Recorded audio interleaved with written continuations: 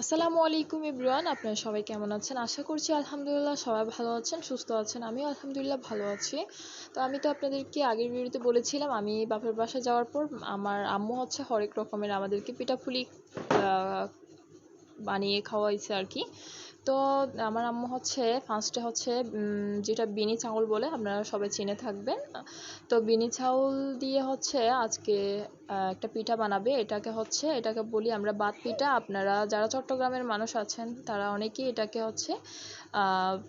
আতিক্কি পিঠা বলে থাকেন। তো পিঠা বানানোর জন্য আমার আম্মু ফার্স্টে পুকুর থেকে বিনি চাউলটা একটু ধুয়ে নিয়েছে।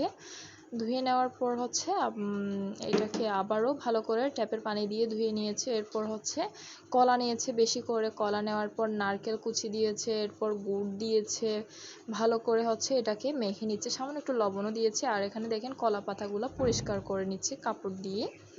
তো এখানে চিনির পরিবর্তে গুড় দিলে একটু আরও বেশি টেস্টটা বেশি আসে আর কি। এখানে নারকেলকে কুচি করে নিচ্ছে। এই পিঠাটা খেতে অসম্ভব মজা, ফ্রিজে রেখেও খাওয়া যায় নর্মালি। তো দেখেন ভালো করে বিনি চাউলটা দিয়ে মেখে নিচ্ছে আম্মু। এটা একদম ইজি।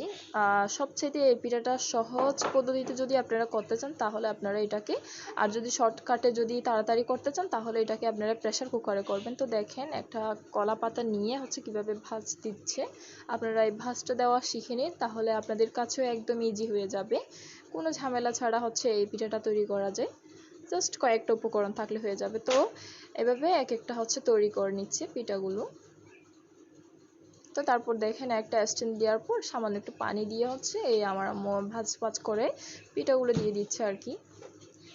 তো তারপর 2-3টা মতো শীষ দেওয়ার পর পিঠাটা একদমই রেডি হয়ে গিয়েছে। দেখেন মাশাআল্লাহ একদম ভাতগুলা ফুটে একদমই রেডি হয়ে গিয়েছে। খেতেও অসম্ভব মজা হয়েছে। দেখেন আমার আম্মু দেখাচ্ছে কাছ থেকে।